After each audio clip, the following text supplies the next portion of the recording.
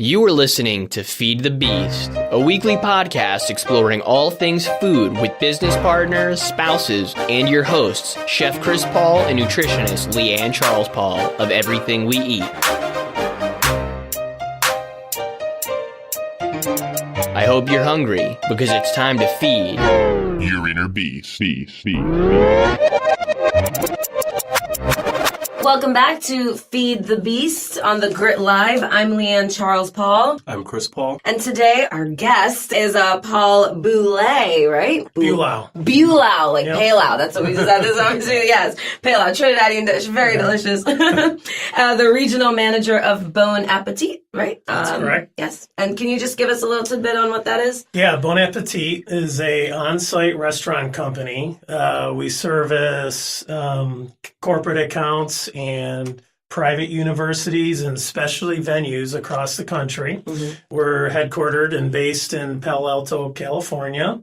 We service companies like Google, LinkedIn, Twitter. Some of the university business would be the University of Pennsylvania, Brown University, MIT. Oh. And then we have specialty venues as a part of our business as well, where we offer catering and restaurant services to the Art Institute of Chicago, the Getty Museum. Cool. So very like cream of the crop. Absolutely. Top end. That's, yep. Yeah, we partner with organizations where food is truly an amenity and the values and ideals are in alignment with our sustainability initiatives and quality of the services that we provide. Very nice. So different. It's spelled different from Bon Appetit, the magazine. No, spelled the same, but same cachet, if you will. Yeah.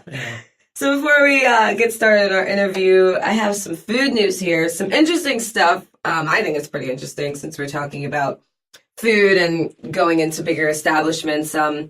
Lemonade stands. There's like a big issue with that, apparently. Kids are being fined. In early May or late May in Denver, Colorado, some vendors at a close by festival called the cops on some kids and reported them for not having the correct permits and licenses for a business. And these kids, there were 3 boys about between 2 and 6, and they had to shut down. It's pretty interesting. And so now, actually, Country Time Lemonade is going to cover up to $60,000 in kids' fines. They have to, their parents have to submit a report basically saying why the kids started the stand, what their business motto is, and go from there. But it's interesting how everything is becoming very regulated, even for children, right? Well, I think from a food safety standpoint, it is very important because when your lemonade is not pasteurized, if you're actually juicing lemons at home, a 6-year-old, God forbid, wherever their hand's been, and then you're just using water, you're on a corner just pitching it up. I mean, I think parents on their end should definitely maybe take the steps necessary to help their kids be an entrepreneur, because if that's the route they're going to take, there are all those loopholes to actually open a business in the real world. So, not that to say that the kid needs to sit there and fill out a bunch of paperwork, but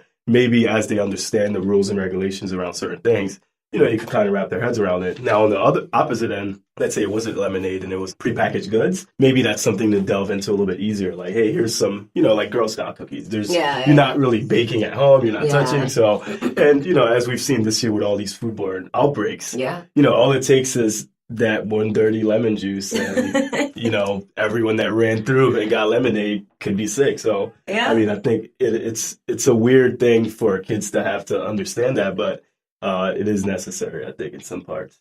We're preparing them for the real world very quickly. Try to do business in Philly, you'll find out. Right. But I do think overall, I think that might be part of right now the system is broken. And I think that, intent and effect are 2 very different things in this circumstance. And I think that there is an education process that, this could be serious, as you were saying, Chris. There is potential for a food-borne illness outbreak, and that's the worst case scenario. Yeah. Probably the the penalty for the act here is a little excessive. It is. And I think there's a education process, but it's great to hear that an organization like Country Time will good. step up, and I think there is that awareness factor to bridge along. So it's opened the question for discussion, and it's offered an opportunity for some financial opportunities there as well. I think maybe Boss Baby. Just gonna I mean, maybe a warning. Yeah, I think the fee is excessive, and then all it takes is like, hey, let's take a little food safety class. So speaking of food safety, let's get back into restaurant and commercial settings, right? So, Paul, how did you get into Bon Appetit? How did you get into this business? Tell us a little bit about your background. Yeah, so I grew up in Western New York, and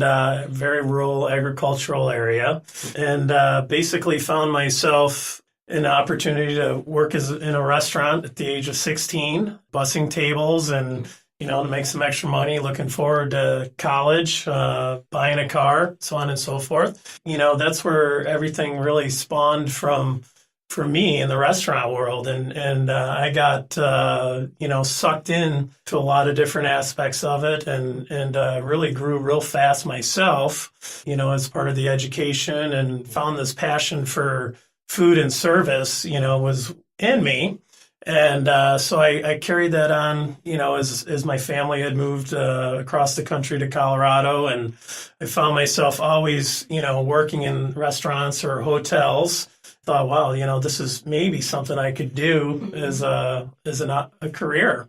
The old adage years ago was, a cook's never going to starve, and you always need to have a cook in the kitchen. So it sounded like a good deal. And I wound up going to culinary school. I went to Scottsdale Culinary Institute and always had an entrepreneurial background myself. Growing up in a rural community, it was always part of my family and part of the community was everybody really worked together. They traded things out, they bartered, everybody grew their own vegetables, and always carried those ideals with me through the years. As things grew, I was an executive chef. I had some restaurants myself, and then came across this company in Colorado, Bon Appetit. They were opening up a new account.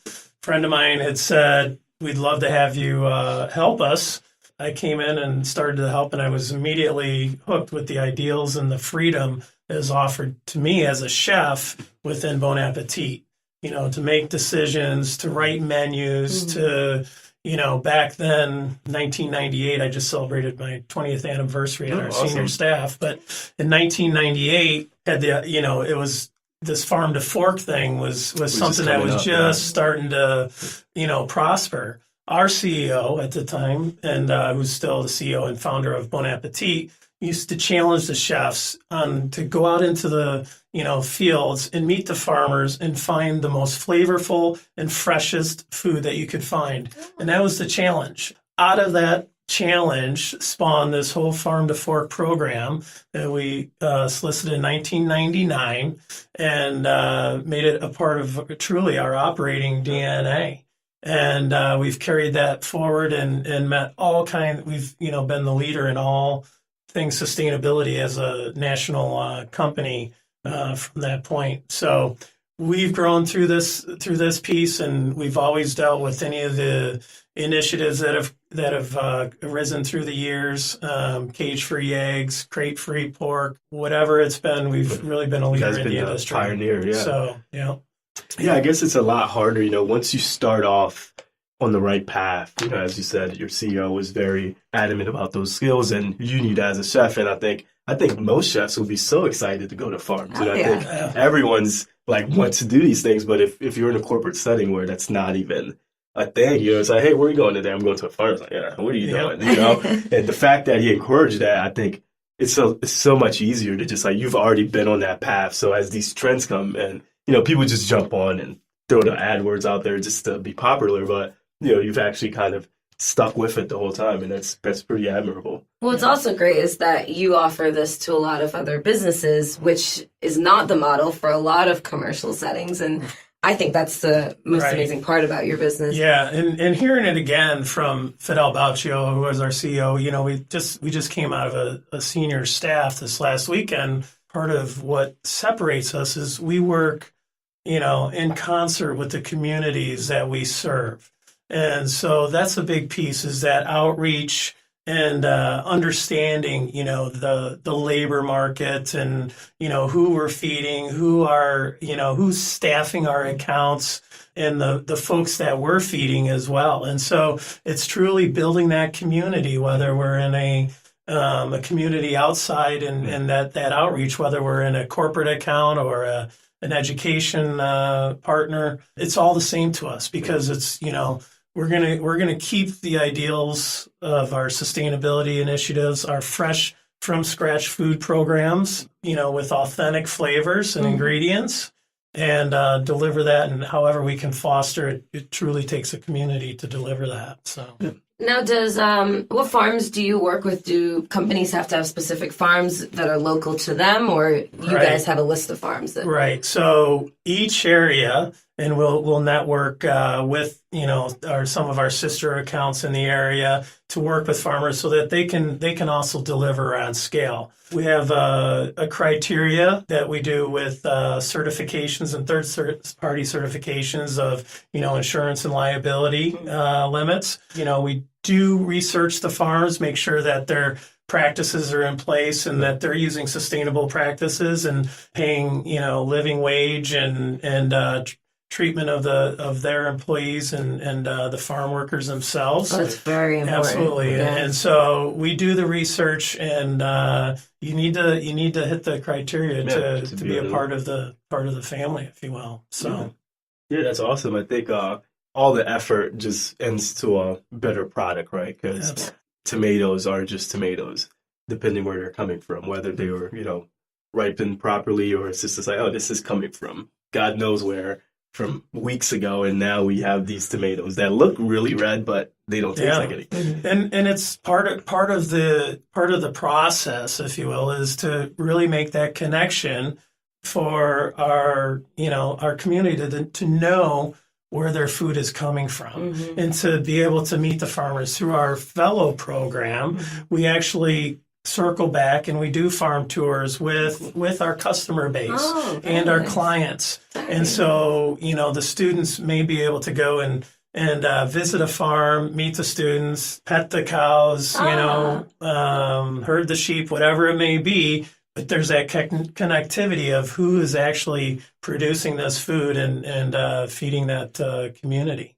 And so that connection is, in our mind, is very crucial to the success of our business plan. Yeah, that's awesome. Definitely. Can you tell us more about what you guys are doing at Penn? I know you mentioned earlier you're doing some renovations, and you have a ton of food options at Houston Food Hall, and any other operations you guys are running right now. Yeah, we currently we have 5 residential facilities that are part of a meal plan and an all you care to eat access system. And then we have 12 retail establishments, and we also do catering. And so built into that piece is really meeting the needs of the student and the Penn community as a whole, faculty, staff, students, and providing services at all different levels and opportunities to feed the community.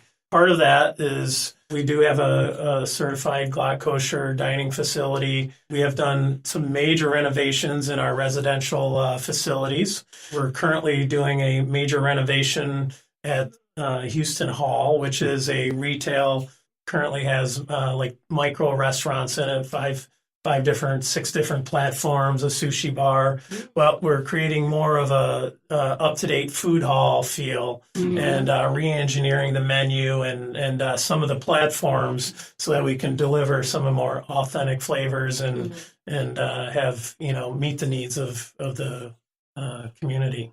I know you guys work with some entrepreneurs as well, right? Considering I know some people are coming from the Doris H. Hamilton Culinary Center, and you actually have their products in your halls, which is, very admirable considering that, I guess you can make it yourself, right? But, bringing in that local feel and that local product is definitely a big key. How do entrepreneurs get into that? Yeah, so since the inception of the Culinary Center, we made a commitment that this was a great opportunity to extend into the community and deliver back and, piggyback off of some of the things that the University of Pennsylvania does. And we can do our work through food.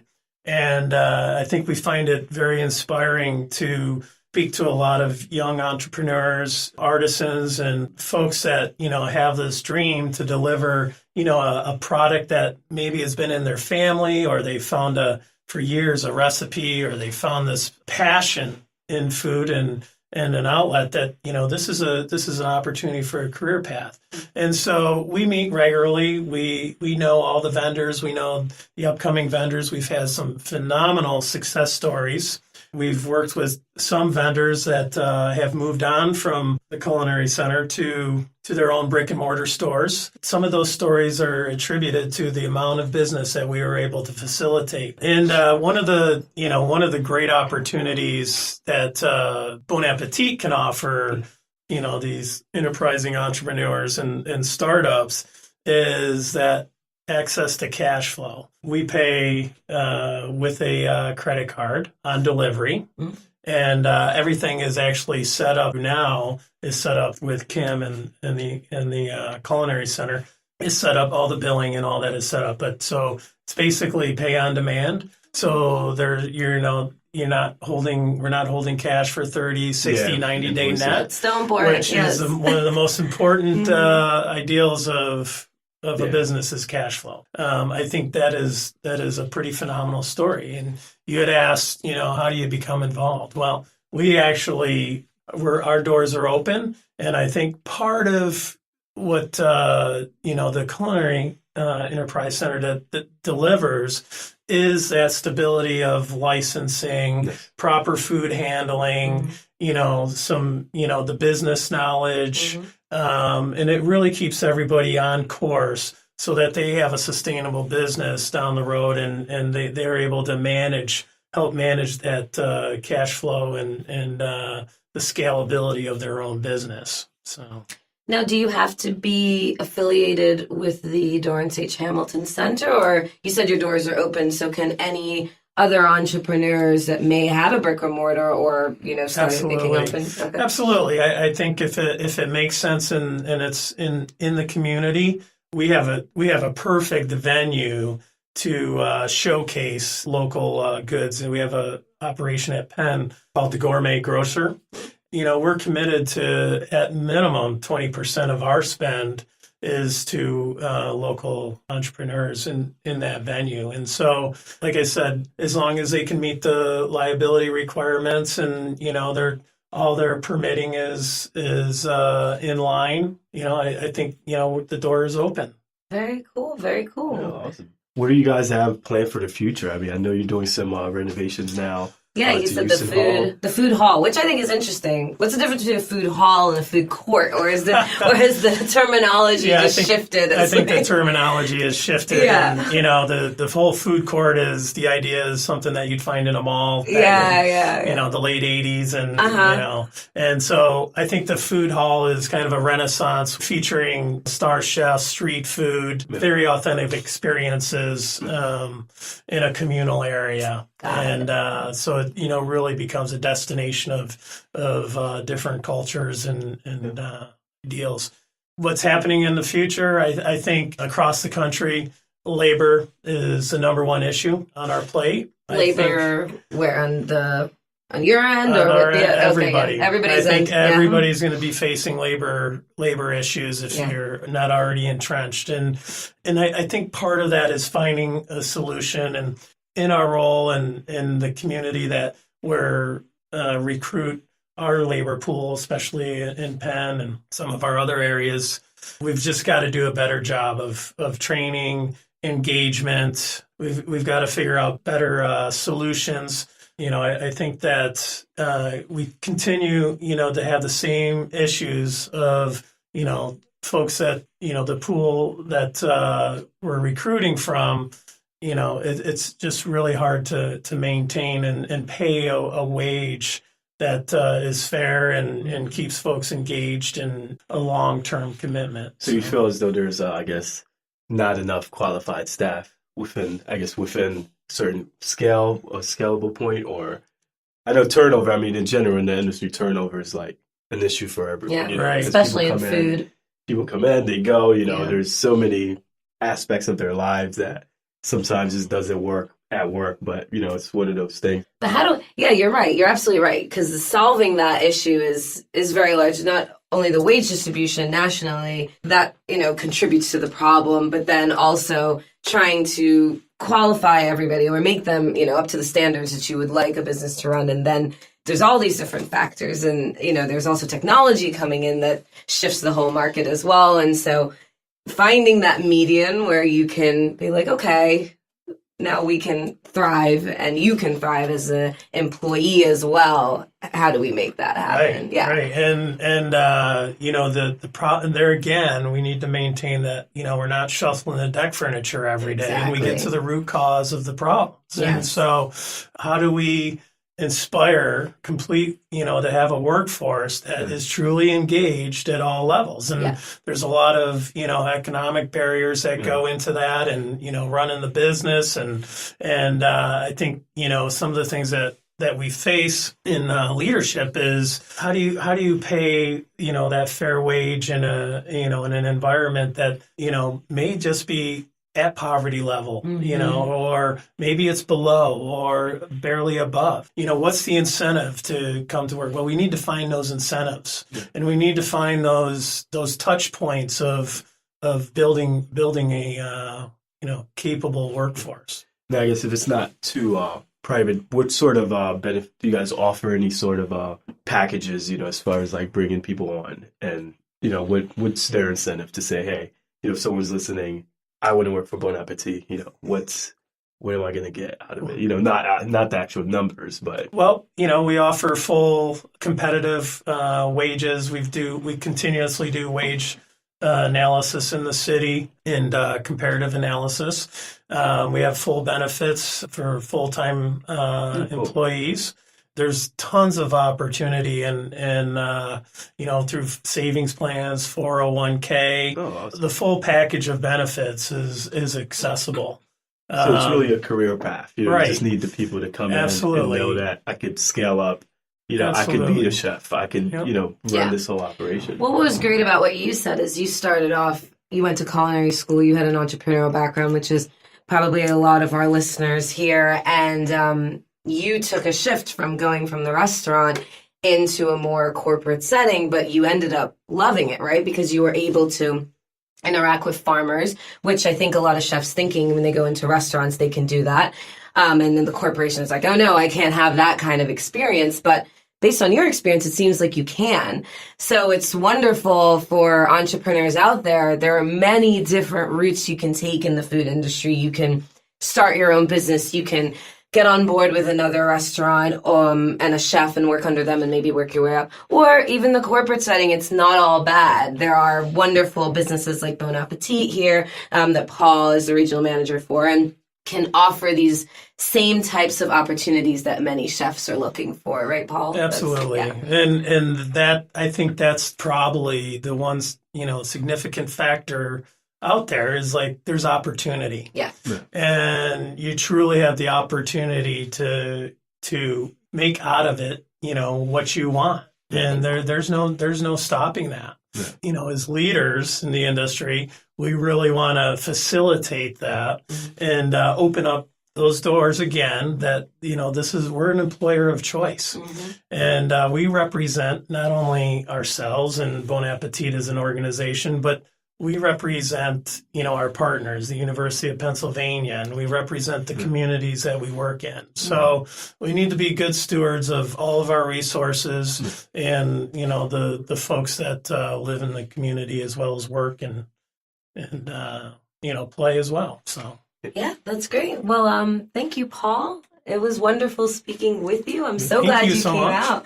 Yeah, you had some very pertinent information to tell our audience members, especially those trying to scale up or expand their businesses. And so thank you so much for that. One thing that I really loved, I don't know, Chris, if you love this as well, but you can share yours in a second. I'm just kidding. I especially loved what you said about farmers, how you make sure that the farms that you research actually have proper wage regulations and protocols in place, because a lot of times we don't think about that the farmers kind of get pushed aside, but wage regulations for farmers is so important. It's so important because they're dealing with a lot of the elements, the environmental elements. And I know you don't deal with toxic or chemical farms that deal with a lot of chemicals, but still, even organic chemicals, they are, there's a lot of liability with that. So I love that you said that. That was my tidbit. What did you? Yeah, I think it's open door policy. Yes, so within that, to our viewers and listeners, if you are a budding entrepreneur and you have your proper licensing in place, maybe this is like, hey, I want to access. There's, you service so many thousands of students, faculty. So it's definitely a good place to get your head out. And not only that, let's say you go to Houston Hall, your product's in there. That person probably lives in the area as well, so they could also find your product outside of the hall. I think so as a budding entrepreneur or even someone looking to switch the industry, get into a different opportunity, they're also, you guys are hiring and you have all your standards in line with benefits. And that's one of the key things I think in this industry is that, not only do a lot of establishments not necessarily give you a livable wage, but then on top of that, there's zero benefits. And it's like, how do you actually live quality of life? You don't have a good wage, and you also have to pay for insurance and everything else that comes with it. So, I think that's very admirable. And you guys are right around the corner. We're excited to see when the Houston Hall is renovated. You said it's been about 20 years, so I'm sure. Do you know any anticipation when that'll be done? Or so we'll be ready for the new academic year. Oh, cool. So August, September. Yep. Oh, awesome. Oh, great. So fall. Fall. Yep. Okay. Yeah. Awesome. Excellent. So, Chris, speaking of entrepreneurs, you have somebody to highlight, correct? Yeah. So we're gonna highlight Birdie's Biscuits. It's borderline addictive. I mean, he makes really great biscuits. He's actually at Reading Terminal, and his cheese biscuits are amazing. Oh my God, yeah, cheddar biscuits. You can find him on Instagram at Birdie's Biscuits, and he's at Reading Terminal. I think Monday through Friday. Really good biscuits. He has savory, he has sweet. He had this blueberry one last week that was amazing. Don't eat it every day, but every time I see him, 20%, right? every time I see him, I buy like 6 biscuits, and it's not good for my competition prep. So. But you don't eat all 6 biscuits right away. So just eat I make sure half of that. Just eat half a biscuit, share them. But a really great product, and he's working out of the commissary as well. He has his stand at Reading Terminal. Feel free to check him out. Really great biscuits, really great guy. Yeah. Birdie's Biscuits. Awesome. Well, again, thank you, Paul, for coming out. Well, thank you. Yes. To our audience members out there, thank you all for tuning in and listening. Make sure to check us out on everythingweeat.com for our events and classes. We had our food truck about 3 weeks ago posted up, so we'll be there 43rd and Chester on Saturday nights, probably from 7 to 10. Other than that, we'll be posting our locations wherever. We'll be at festivals and different things. Come check us out. We've got some Caribbean infused flavors. We might have some roti and curry chicken for those who know good Trinidadian food, and some Haitian flavors in there as well. So we're really excited to share our food with you guys. And also check us out for future cook events at Audrey Claire Cook and the free library for our live interactive dinner shows, 4 courses typically paired with wine and beer. Other than that, Everything We Eat Philly on the gram. And thank you all for tuning in. We'll catch you next week on Feed the Beast.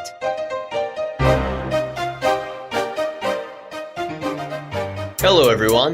This is Ryan Martin, the production consultant for The Grit Live. If you enjoy our programming, the most important thing you can do to support us is share each episode with your friends and family. You can also leave us a rating and a review on the podcast player of your choice to help others find us.